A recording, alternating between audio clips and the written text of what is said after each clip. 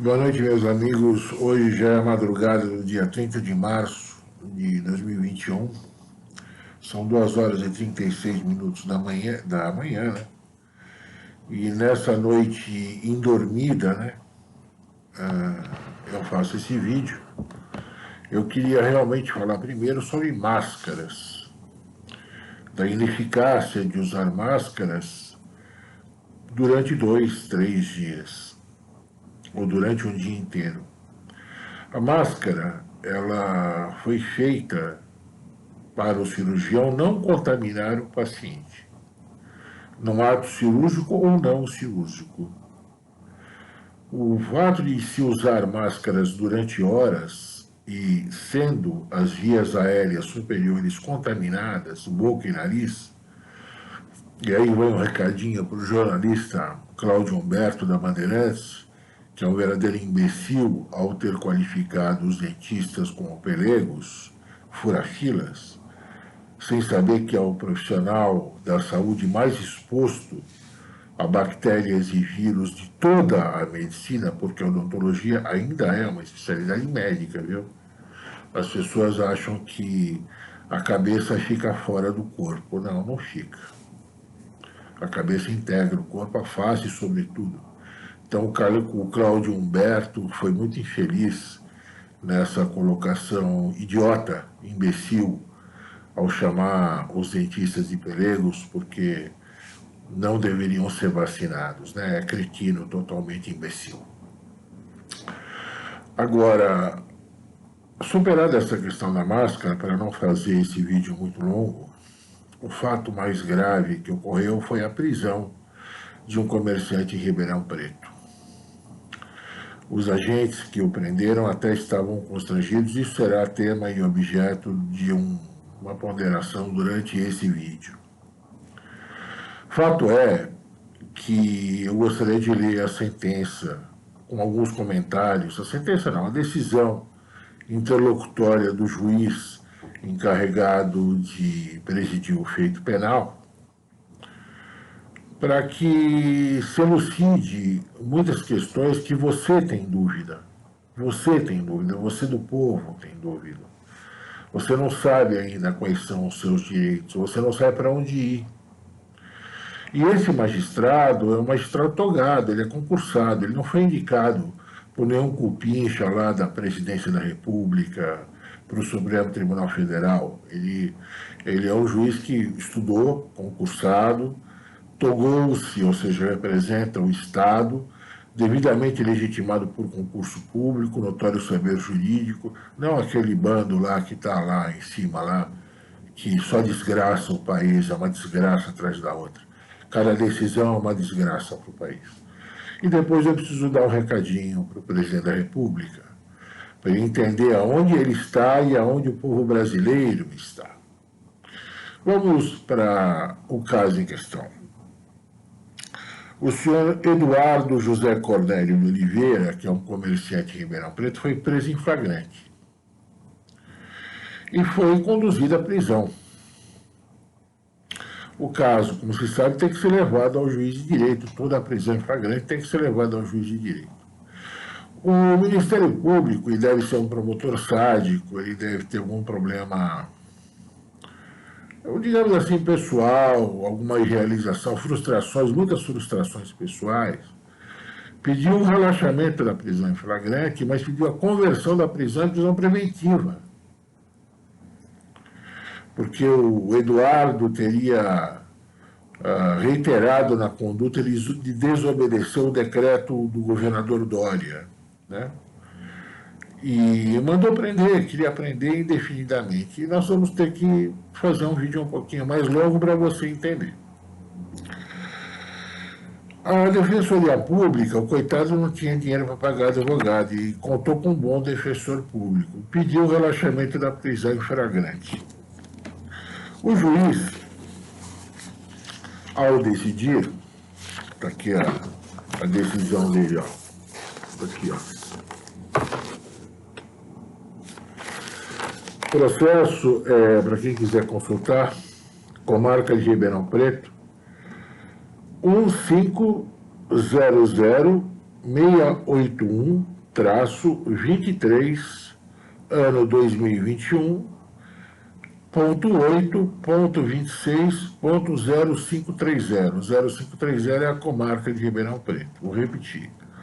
1500681.2021.8260530. Está aqui, ó.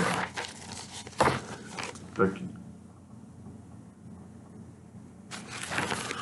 Bom, vamos comentar.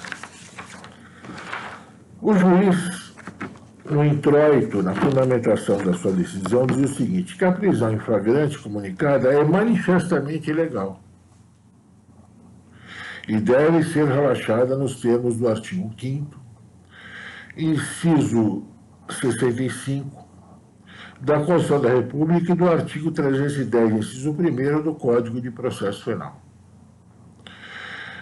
De acordo com a capitulação jurídica atribuída pela autoridade policial, a conduta do preso consistente em manter o seu estabelecimento comercial aberto, ou seja, ele estava trabalhando, em desobediência à determinação do governo estadual, ele coloca a determinação do governo estadual entre aspas, que ordenou o fechamento do comércio na chamada aspas, fase emergencial da pandemia do Covid-19 e de ter incitado outros comerciantes a fazerem o mesmo. Teria caracterizado os crimes definidos no artigo 268, 286 e 330 do Código Penal. Ou seja, para vocês entenderem que são leigos, é um crime contra a saúde pública, tá? E incitação ao crime. Então é isso, expor as pessoas e incitar as pessoas a se contaminarem. É mais ou menos essa a ideia. A Constituição da República, seu artigo 5º, reconhece, entre outros, os direitos fundamentais inerentes à dignidade humana. À propriedade, que é o caput, ao livre exercício do trabalho, ofício ou profissão, inciso 13º do artigo 5º. A intimidade, a vida privada e a honra das pessoas, inciso 10º, e a livre locomoção no território nacional em tempo de paz. Nós não estamos em guerra, esse é o inciso 15º, nós não estamos em guerra. Uma guerra declarada, pelo menos, nós estamos numa guerra psicológica, numa guerra biológica, numa guerra sanitária, mas não temos forças armadas estrangeiras no território nacional. Não foi declarada guerra ainda no Brasil. Conforme ressabido, de acordo com o artigo 136 e 137 da Magna Carta Brasileira, a Magna Carta é a Constituição, artigo 136 e 137. As únicas hipóteses em que se pode restringir alguns dos direitos e garantias fundamentais são chamados estado de defesa e estado de sítio, cuja decretação compete, e é exclusivamente, ao presidente da República, com a aprovação do Congresso Nacional, ou seja, ele decreta e submete à aprovação do Congresso Nacional, nos termos dos dispositivos constitucionais citados, ou seja, inclusive, estado de sítio e estado de defesa tem um tempo certo para durar. Atualmente, não vigora nenhum desses regimes de exceção no Brasil. Cuidado que eu estou achando que o juiz ele fundamentou formalmente, porque na verdade nós já estamos no regime de exceção e já faz 1 ano e pouco. Atualmente não vigora nenhum desses regimes de exceção no Brasil, de modo que o direito ao trabalho, ao uso da propriedade privada, no caso o estabelecimento comercial, e a livre circulação jamais poderiam ser restringidos, sem que isso configurasse patente violação às normas constitucionais mencionadas. Veja-se que nem a lei poderia fazê-lo, porque não havendo decreto presidencial aprovado pelo Congresso Nacional, reconhecendo o estado de defesa ou o estado de sítio e estabelecendo os limites das restrições aplicáveis, tal lei seria inconstitucional. Nenhuma lei pode decretar regime de exceção, estado de sítio, estado de emergência, toque de recolher, fecha tudo. Isso só pode ser feito pelo presidente da República com a aprovação do Congresso Nacional. No presente caso, o que ocorre é mais grave. Tal proibição foi estabelecida por decreto do Poder Executivo, o Poder Executivo do governo, do Estado de São Paulo. O decreto governamental é instrumento destinado exclusivamente a conferir fiel cumprimento à lei. Presta-se unicamente a regulamentá-la. Não é permitido criar obrigações não previstas em lei, o chamado decreto autônomo. Decreto, para vocês que são leigos entenderem, ele vem na hierarquia do ordenamento. Constituição Federal, leis, são os códigos, tal, decretos, depois regulamentos. Ou seja, o decreto não cria obrigações, só a lei cria. E nesse caso, o decreto ele regulamenta a lei, ele não substitui a lei. Ele não revoga a lei. Ele não prescreve a lei. Ele regulamenta a lei. Ele não pode se submeter a uma interpretação onde o juiz ele dá ao decreto uma hierarquia que a Constituição não dá a ele. O decreto não substitui a lei. E muito menos a Constituição Federal. Menos ainda. Aí é um absurdo total. É o que decorre do artigo 5º, inciso 2º da Constituição da República, segundo ao qual ninguém será obrigado a fazer ou deixar de fazer alguma coisa, senão em virtude de lei. Não é de decreto. Portanto, o decreto em que se fundou a prisão do indiciado, pelas razões até aqui expostas, é manifestamente inconstitucional.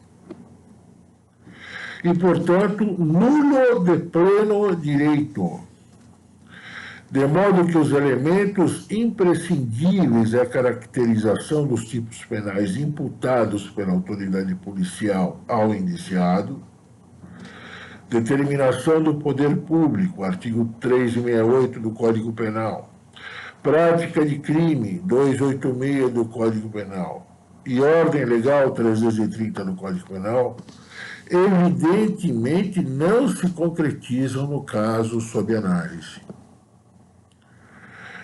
De fato, como admitir, primeiro, que um decreto do Poder Executivo, cujo teor viola francamente o texto constitucional, possa ser considerado validamente uma determinação do poder público.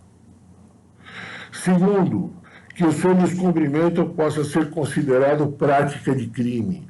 Terceiro, que a ordem emanada de funcionário público para o seu cumprimento seja uma ordem legal. Esse é um juiz de direito. Esse é um grande juiz de direito. Esse sabe o que está falando. Admiti-lo equivaleria à total subversão do ordenamento jurídico. Olha o que essa é a frase mais importante dessa decisão. Admiti-lo equivaleria à total subversão do ordenamento jurídico. O fato praticado pelo indiciado, portanto, é notoriamente atípico. O que significa atípico no direito penal? O direito penal tem tipos penais. Artigo 121 do Código Penal, matar alguém. É um tipo. É matar alguém pessoa. Se for um animal, não pode ser mais. É matar alguém ser humano. É um tipo penal. Quando o juiz diz que o fato é atípico, ele não está dentro do Código Penal, não está previsto no Código Penal. Então, o fato não é típico, ele é atípico, portanto, não é crime. Não bastasse, o Supremo Tribunal Federal já decidiu com bastante clareza que ele puxa uma decisão do Fachin que anulou a condenação do Lula a respeito do caso, né?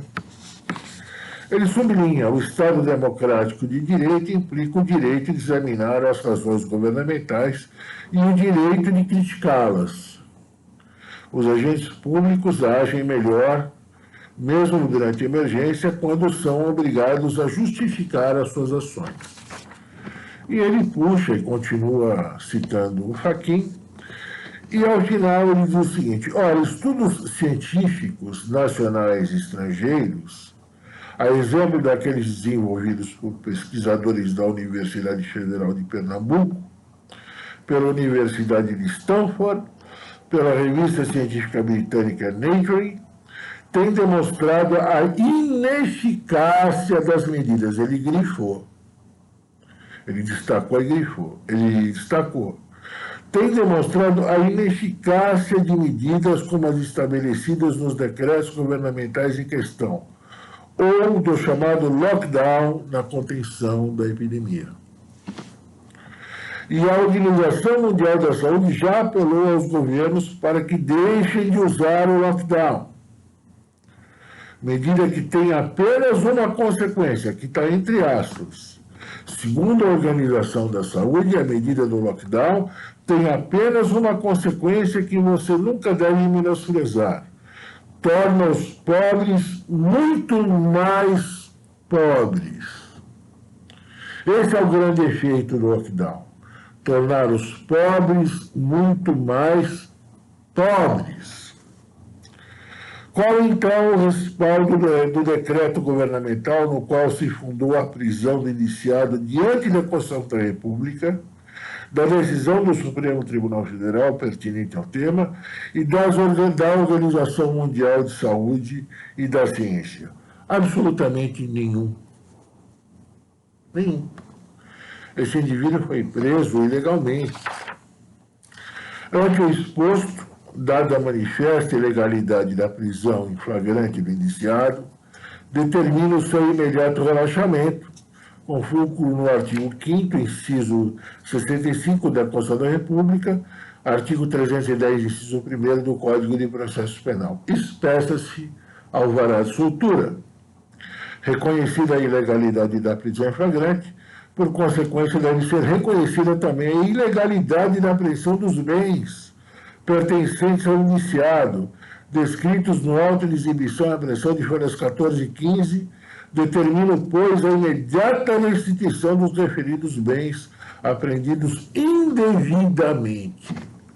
Espécie necessário cumpra-se em Ribeirão Preto, 17 de março de 2021. Esse grande juiz, o nome dele é Giovanni, ele é italiano, né? Só podia ser.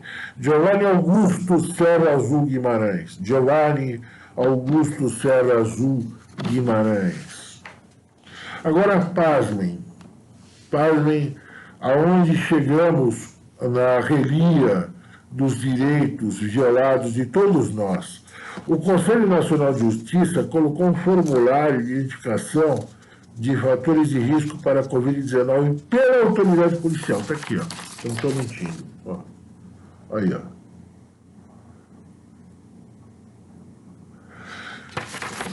Pasmem.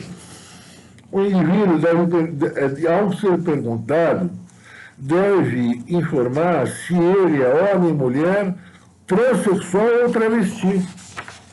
Está aqui, ó.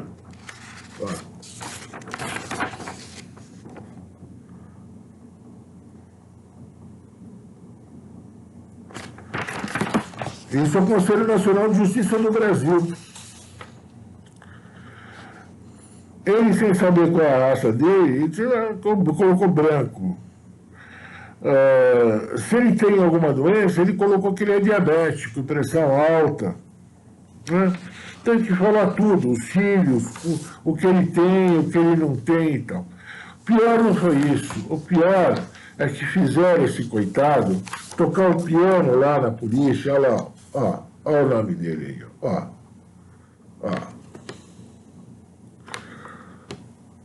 Como se ele fosse um bandido, como se ele fosse um meliante. O coitado, ao responder sobre as informações da sua vida pregressa na polícia de São Paulo, ó, aí.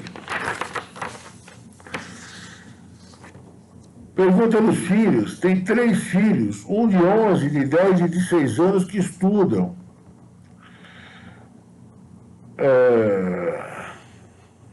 Mora numa habilitação coletiva na Florência de Abreu, 587. Ele é comerciante.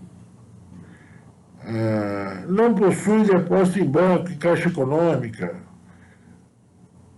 Ou seja, é uma invasão total da vida de um infeliz que só queria uma coisa: levar o pão para a mesa, para a mulher e para os 3 filhos. Bom, dito isso, colocado isso, eu bebo.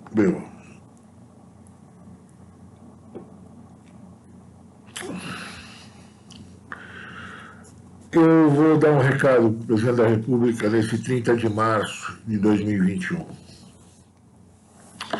O senhor hoje tirou o general Azevedo do comando do Ministério da Defesa, que é um general político.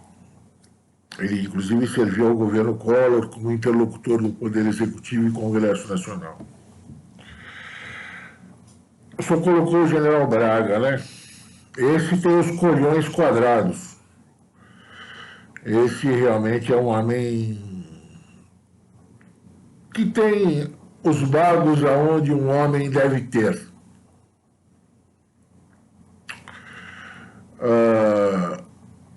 Presidente da República, o senhor hoje, que se diz um democrata, que respeita a Constituição, porque é só o senhor, ninguém mais está respeitando não, viu? O Supremo Tribunal Federal não respeita. Ele deveria ser o guardião da Constituição, ele já rasgou essa Constituição. A grande preocupação do Supremo é a lagosta na manteiga e os vinhos embarricados em tonéis franceses por 10 anos e premiados de 4 a 5 vezes. E essa é a grande preocupação do Supremo, que envergonha a magistratura nacional e envergonha um juiz como esse, que é um juiz togado, concursado e sabe o que escreve. O Congresso Nacional, metade dele está com o rabicho preso lá no Supremo. Então tem uma troca de favores entre Congresso e Supremo, e membros do Supremo. Todo mundo sabe disso, o povo brasileiro sabe disso. Os governadores de Estado vão ter que responder um dia, e se é que vão ter que responder, pelas centenas de bilhões de reais que sumiram pelo ralo, os hospitais que foram montados, hospitais de campanha que sumiram também, para o Ministério Público não fazer perícia. Nesse caso aqui do Eduardo, o Ministério Público, que é um órgão uno, além de ser o fiscal da lei, ele deveria ter em consideração a defesa da sociedade. Ele pediu a preventiva para um trabalhador que foi preso manifestamente inconstitucionalmente. Então, presidente, a população brasileira, o povo brasileiro, a nação brasileira, está com saudade do AI-5, viu? O AI-5 foi mais brando do que o que nós estamos vivendo hoje. Porque hoje não só nos prendem, como nos impedem de trabalhar. No nosso estabelecimento, não é estabelecimento do Estado, não é nenhuma estatal, não. É no nosso estabelecimento, no nosso consultório, no nosso escritório, a gente não pode trabalhar. Porque se for trabalhar, preso. Se a faxineira, que tem 4, 5, 6, 8 filhos, vier aqui na minha casa, ela tem que vir escondida e disfarçada para fazer uma faxina para levar o preço da diária, a taxa da diária, para os filhos e pegar uma comidinha aqui. A Rede Bandeirantes de Televisão está fazendo uma campanha contra a fome. A fome já se instaurou no país, já se instaurou em todo o território nacional. Nós somos prisioneiros dos governos estaduais e das prefeituras. Então, senhor presidente, que teve as suas prerrogativas violadas pelos governadores de estado, ou o senhor toma uma providência e coloca os destinos do país nas suas mãos, e coloca ordem na cozinha, porque aqui está uma balbúrdia que ninguém mais sabe quem manda nesse país. Aqui está uma balbúrdia geral. Ou o senhor realmente intervém e coloca ordem na casa, ou isso daqui vai explodir. E quando explodir, não adianta o governador de São Paulo ir para o Palácio dos Bandeirantes, porque ele acha que ele vai se trincheirar lá. Eu me lembro do André Franco Montoro, quando o Brasil fez a sua moratória em 82, que faltou comida, houve desabastecimento, saques em supermercados, dada a inflação altíssima, e os portões do Palácio dos Bandeirantes foram derrubados.